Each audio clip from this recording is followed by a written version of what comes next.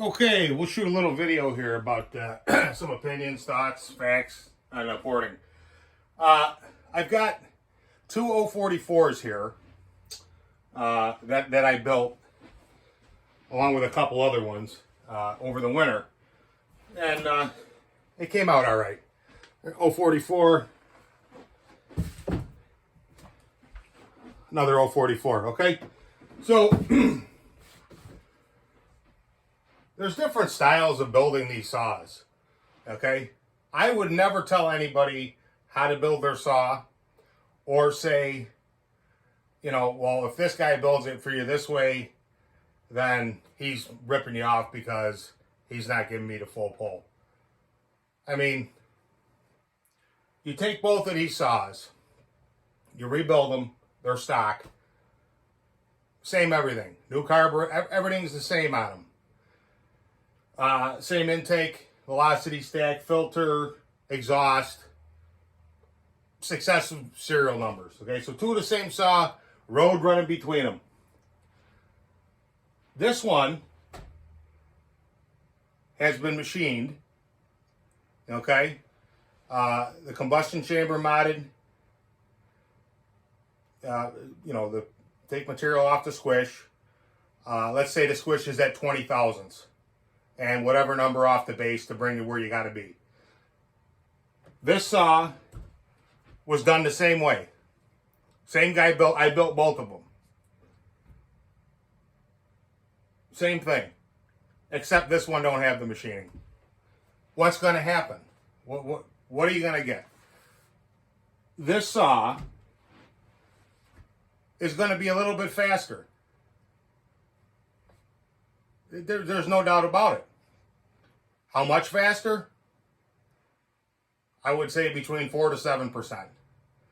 So if this saw is doing it in 20 seconds, the best case scenario, this saw will blast through in 18 and a half seconds, which is second and a half for some guys. But for me, I don't do it. Because the other question is now, which saw is going to last longer? Again, same guy, same maintenance, grease the bearing, keep the chain sharp, everything, the air filter cleaned, fresh plug, you know what I'm saying? Everything is, you know what you're doing. Which one's going to last longer? This one. There's just no doubt about it. These, actually from the factory, this one, let me look at the side here. This is a 12 millimeter, and I think this one's the 10. Yeah, this one's the 10. So these from the factory, they come with pretty robust compression, right from the factory. I think I measured it at, was it about 170, 175? I'd have to check it again. Now here's another one I built. I was kind of on a 044 frenzy over the winter. And, I built like 7 of these. I sold 2 of them, but I still have quite a few of them. And they're really nice saws. I mean, if you can get a good runner or you get one in condition that's worth a repair, I think it's worth it. As long as it's not clapped out and you got to go through the whole money, replace everything, and then it'll be a labor of love. But even if you do spend the money, you're going to have a nice saw. There's no doubt. But this one here, this one's at almost 180 psi. That's some serious compression. I guess when Andreas Steele put the order into the engineers, he told them, you don't spare no expense on this saw. I want you to build, a heck of a saw, and they did. But this saw here, I've got a max flow filter on it, and I've got probably 15 tanks of gas. I mean, I could pull it off and show you, but there's no fines getting in there. So far, 15 tanks, we're going. And I've got a dual port muffler on here. New carb, did a little bit of carb work to it. But the cylinder's stocked. stock, excuse me. It's got 30-some thousand squish. Nothing excessive like 60 or 70,000. It's in the 30s. 30, 32, 35, something like that. I would have to, because they did vary a little bit between all 7 of them a little bit. They were all, but anyhow, that's basically all I got. I have a stock cylinder and max flow and the dual port. And you get the saw tuned in with a sharp chain. I mean, with a 20-inch bar, you're cutting, 18, 20-inch wood, whatever. It goes right through. I mean, there's no, you're not waiting for paint to dry with this. I mean, it gets through there like nothing. And even with a 24-inch bar, she pulls. But did I port this one? No.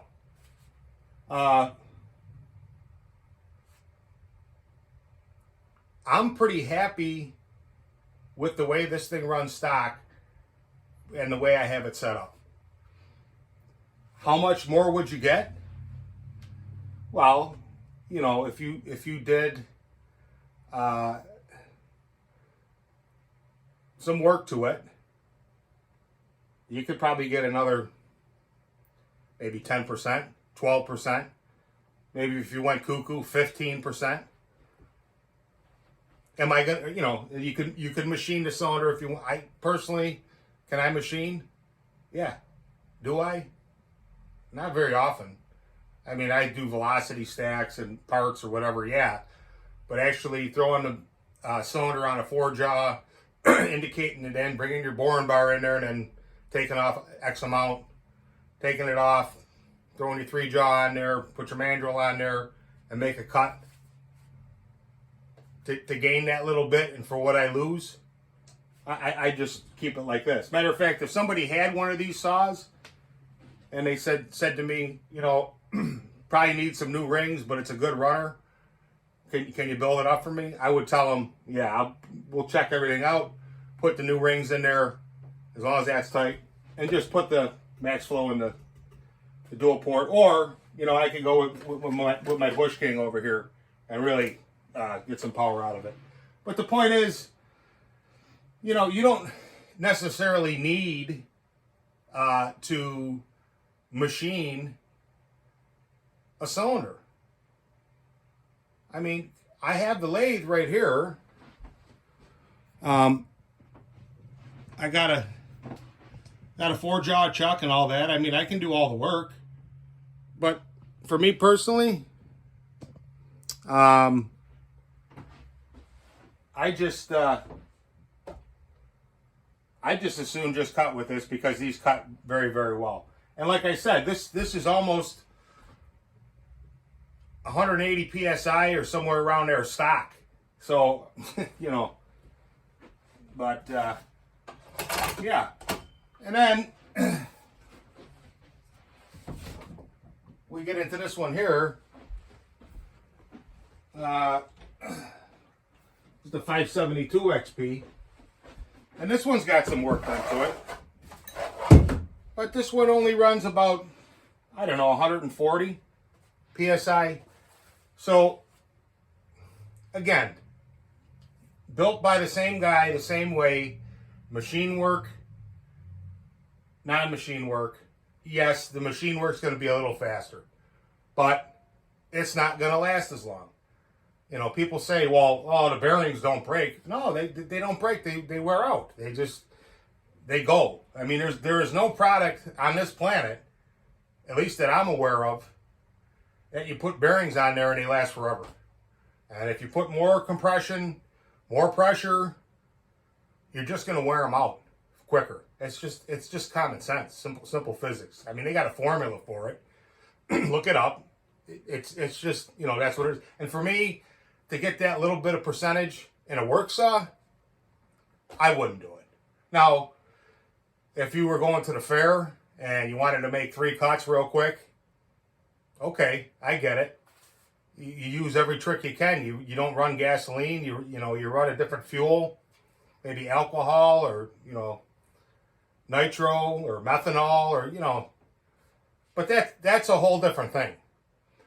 So anybody telling you that it's all about machine work, you know, that's their opinion. I personally, I've read a lot of books that, you know, theory and from my own experience, just taking a brand new saw, playing around with the muffler, making 3 or 4 different muffler mods. I got the same piece of wood, same sharpening abilities.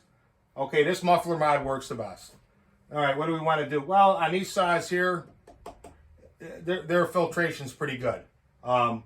We could determine that maybe we're going to board a carb out. So we take it apart, put it on the lathe, and drill it out.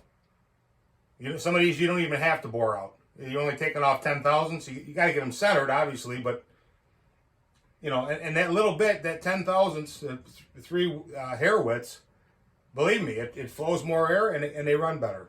Or there may be something where somebody went out there and took one of these 572s and made their own intake track for it, and they're running a bigger carburetor with velocity stack or something. That would. But for this saw here, I didn't do that. The steels, yes, because the max flow is good, or the uni is good, the K&N is good, but the stock filter, man, you gotta keep on it, because it seems like, you know, they plug up and you start getting fines, and you start getting, you know, this sawdust here, these fines into your motor. That'll kill your bearings too. That'll kill your saw. But going back to this, you know, 135 psi, 140, everything seated in. I mean, this thing cuts like a dream. Would I take this thing apart, cut the squish and cut the base? This thing's at 38,000 squish. Would I do machine work to this saw? No. I mean, myself personally, no. And if somebody said, hey, Fabe, I like the way that runs, can you build me one like that? I would tell them, yeah, let me just build it like this. I'd rather not do the machine work. Again, I mean, here's a bearing, real quick about bearings. Here's a bearing out of my ST, okay, that failed. The other 3 bearings are still fine. Well, this bearing was from the drive wheel. So you're putting more pressure on it.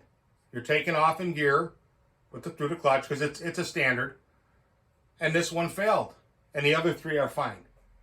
Well, you know, believe what you want. If you don't believe that, you know, you're going to put more compression and more strain on that bottom end, that it's going to last as long, or, you know, I'm sorry. I mean, I don't agree with you. I mean, you got, like, again, I'm not telling anybody how to build their saw. But we got a guy out there that's saying, well, you know, if you don't do the machine work, then you're only selling somebody half a saw. Well, I don't know. I think this guy's got, you know, half a brain sometimes.